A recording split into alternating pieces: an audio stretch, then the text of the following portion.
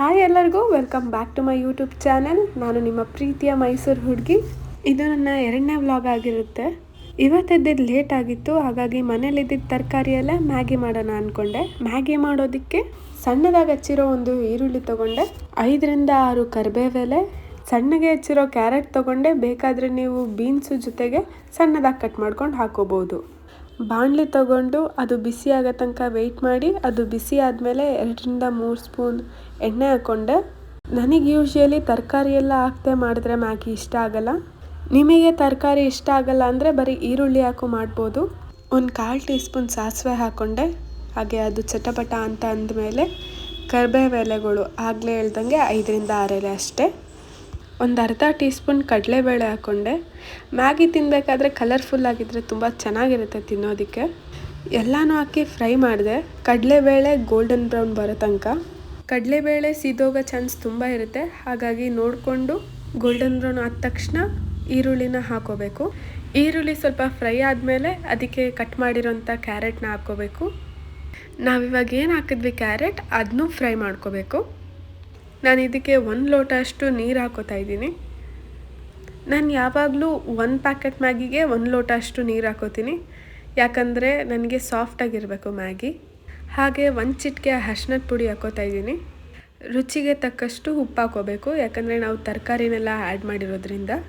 ಇದೆಲ್ಲದಕ್ಕೂ ಒಂದು ಒಳ್ಳೆ ಮಿಕ್ಸ್ ಕೊಟ್ಟು ಇದು ಕುದಿ ಬಂದ ತಕ್ಷಣ ಅದಕ್ಕೆ ಮ್ಯಾಗಿ ಮಸಾಲ ಪೌಡರ್ ಹಾಕ್ಕೊಂಡೆ. ಎಲ್ಲ ತರಕಾರಿ ಚೆನ್ನಾಗಿ ಕುದ್ಮೇಲೆ ನಾನು ಇದಕ್ಕೆ 1 ಪ್ಯಾಕೆಟು 14 ರುಪೀಸ್ ಬರುತ್ತಲ್ಲ ಆ ಮ್ಯಾಗಿನ ಹಾಕ್ಕೊಂಡೆ. ಸ್ವಲ್ಪ ಜನ ಮ್ಯಾಗಿನ ಮುರಿದಾಕ್ತಾರೆ, ಅದು ನನಗಿಷ್ಟ ಆಗೋದಿಲ್ಲ, ಅದಕ್ಕೆ ನಾನು ಹಾಗೆ ಹಾಕಿದ್ದೀನಿ. ಬಿಸಿ ಬಿಸಿ ಮ್ಯಾಗಿ ರೆಡಿ ಆಗ್ತಾಯಿತ್ತು. ಫ್ಲೇಮ್ನ ಸ್ಲೋ ಮಾಡಿ ಒಂದು 5 ಮಿನಿಟ್ಸ್ ಮುಚ್ಚಿಟ್ಟೆ. ಇದೇ 5 ಮಿನಿಟ್ಸಲ್ಲಿ ಅಲ್ಲಿದ್ದಿದ್ದ ಮೆಸ್ನೆಲ್ಲ ಕ್ಲೀನ್ ಮಾಡ್ಕೊಳ್ಳೋಣ ಅಂದ್ಕೊಂಡೆ.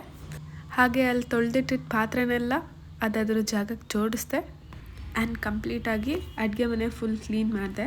ಏನು ತೊಗೋತೀವಿ ಅದನ್ನೆಲ್ಲ ಅಲ್ಲಲ್ಲೇ ಎತ್ತಿಟ್ಟು ಅಡುಗೆ ಮನೆನ ಕ್ಲೀನಾಗಿಟ್ಟರೆ ಚೆನ್ನಾಗಿರುತ್ತೆ.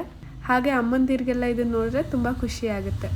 ಅದೇ ಟೈಮಲ್ಲಿ ಬಿಸಿ ಬಿಸಿಯಾಗಿರೋ ಮ್ಯಾಗಿ ರೆಡಿಯಾಗಿತ್ತು. ತುಂಬ ಹೊಟ್ಟೆ ಹಸಿವು ಆಗಿತ್ತು. ನಾನಂತೂ ಚೆನ್ನಾಗಿ ತಿಂದೆ. ನಮ್ಮಮ್ಮನೂ ತಿಂದು ನೋಡಿದ್ರು, ಅವರು ಚೆನ್ನಾಗಿ ಮಾಡ್ಕೊಂಡಿದ್ಯಾ ಅಂತ ಹೇಳಿದ್ರು. ಎಲ್ಲ ಆದಮೇಲೆ ಅಮ್ಮ ಅನ್ನಕ್ಕಿಡು ಅಂತ ಹೇಳಿದ್ರು. ಅಕ್ಕಿ ತೊಳೆದಿದ್ದ ನೀರನ್ನ ವೇಸ್ಟ್ ಮಾಡಬೇಡಿ, ಅದರಿಂದ ಒಳ್ಳೆ ಸ್ಕಿನ್ ಕೇರ್ ಮಾಡ್ಕೋಬೋದು. ಅದನ್ನು ನಾನು ನನ್ನ ಶಾರ್ಟ್ಸಲ್ಲಿ ಅಪ್ಲೋಡ್ ಮಾಡ್ತೀನಿ ಆದಷ್ಟು ಬೇಗ. ಮನೆಯಲ್ಲೇ ಸ್ಕಿನ್ ಕೇರ್ ಹೇಗೆ ಮಾಡೋದು ಅಂತಲೂ ವೀಡಿಯೋಸ್ಗಳು ಹಾಕ್ತೀನಿ. ಮನೆಯಲ್ಲೇ ಹೇಗೆ ಬೆಣ್ಣೆ ಮಾಡೋದು, ಹಾಗೆ ಆ ಬೆಣ್ಣೆನ ಕರಗಿಸಿ ತುಪ್ಪ ಮಾಡೋದು ಹೇಗೆ ಅಂತ ನನ್ನ ಚಾನಲಲ್ಲಿ ತೋರಿಸ್ತೀನಿ. ಇವತ್ತು ನಮ್ಮ ಮಮ್ಮಿ ಪಾಪ ಆ್ಯನಿವರ್ಸರಿ ಆಗಿತ್ತು ಅಂತ ಎಲ್ಲ ಹೊರಗೆ ಹೋಗ್ತಾಯಿದ್ರು. ನನಗೆ ನಾಳೆ ಎಕ್ಸಾಮ್ ಇದ್ದಿದ್ದ ಕಾರಣ ನಾನು ಹೋಗೋಕ್ಕಾಗಲಿಲ್ಲ ಅವ್ರ ಜೊತೆ. ನಂಗೆ ಏನೇನು ಬೇಕಂತ ನಾನು ಮನೆಗೆ ಊಟ ತರಿಸ್ಕೊಂಡಿದ್ದೆ, ಹಾಗೆ ಬಿಗ್ ಬಾಸ್ ನೋಡ್ಕೊಂಡು ಊಟ ಮಾಡ್ತಾಯಿದ್ದೆ. ನಾಳೆ ಎಕ್ಸಾಮ್ಗೆ ಫುಲ್ ಕುತ್ಕೊಂಡು ಪ್ರಿಪೇರ್ ಆಗ್ತಾಯಿದ್ದೆ. ಎಲ್ಲ ಓದಿ ಮಲ್ಕೊಂಡೆ.